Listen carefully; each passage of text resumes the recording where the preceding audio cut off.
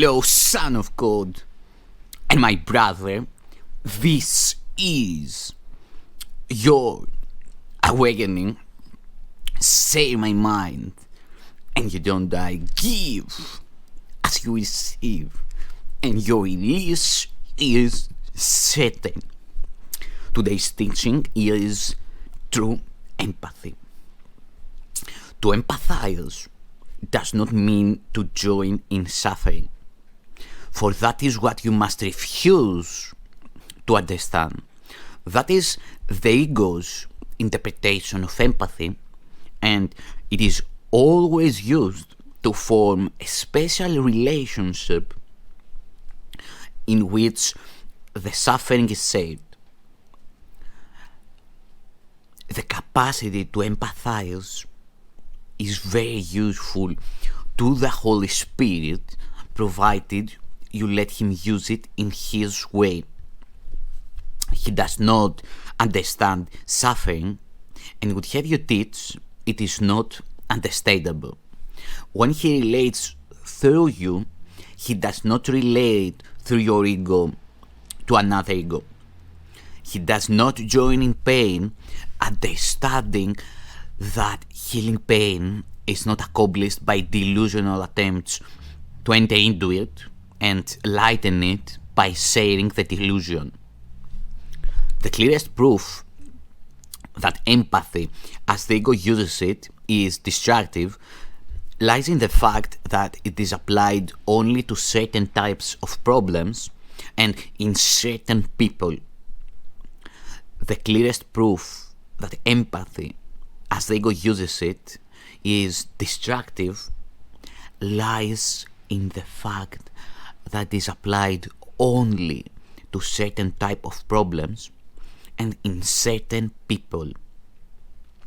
These it selects out and joins with, and it never joins except to strengthen itself.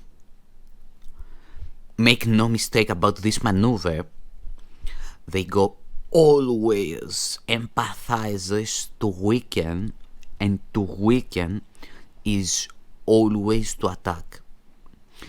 You do not know what empathizing means, yet of this you can be sure.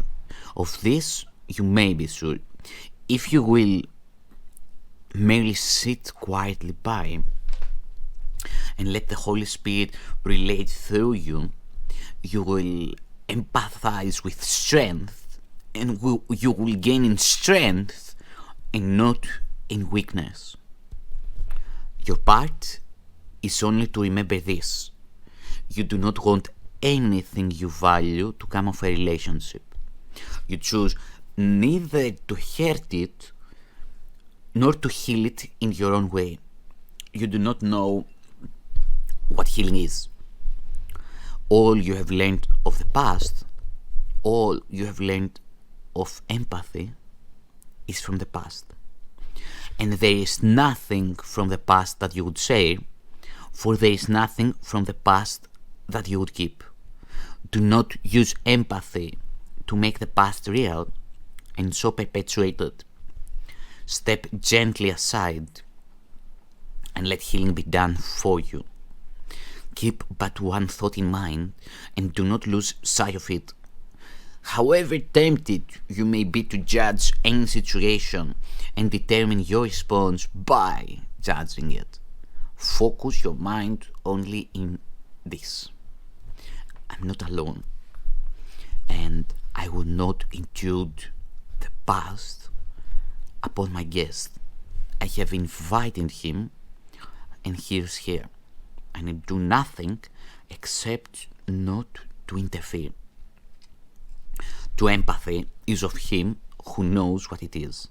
You will learn his interpretation of it if you let him use your capacity for strength and not for weakness. He will not desert you, but be sure that you desert him not. Humility is strength in this sense only, that to recognize and accept the fact that you do not know is to recognize and accept the fact that he does know. you're not sure that he will do his part because you never have done yours completely. You cannot know how to respond to what you do not understand. Be tempted not on this, and yield not to the ego's triumphant use of empathy for its glory. The triumph of weakness is not what you would offer to a brother, and yet you recognize no triumph but this. This is not knowledge, and the form of empathy which would bring this about is so distorted that it would imprison what it would release. The unredeemed cannot redeem, yet they have a redeemer. Attempt to teach him not. You are the learner, he the teacher. Do not confuse your all with his, for this will never bring peace to anyone. Offer your empathy to him, for it is his perception and his strength that you would share. And let him offer you his strength and his perception to be said through you. The meaning of love is lost in any relationship that looks to weakness and hopes to find love there. The power of love, which is its meaning, lies in the strength of God that hovers over it and blesses it silently by enveloping it in healing wings. Let this be, and do not try to substitute your miracle for this. I have said that if a brother asks a foolish thing of you, you do it. But be certain that this does not mean to do a foolish thing that would hurt either him or you, for what would hurt one would hurt the other.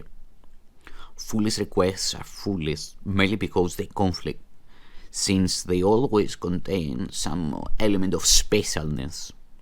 Only the Holy Spirit recognizes foolish needs as well as real ones, and He will teach you how to meet both without losing either. You will attempt to do this only in secrecy, and you will think that by meeting the needs of one, you do not jeopardize another, because you keep them separate and secret from each other. That is not the way, for it leads not to life and truth. No needs will long be left unmet if you leave them all to Him whose function is to meet them. That is His function and not yours. He will not meet them secretly, for you would share everything you give through Him. That is why He gave it. That is why He gives it. What you give through Him is for the whole sonship, not part of it. Leave Him His function, for He will fulfill it if you but ask Him to enter your relationships and bless them for you. Peace.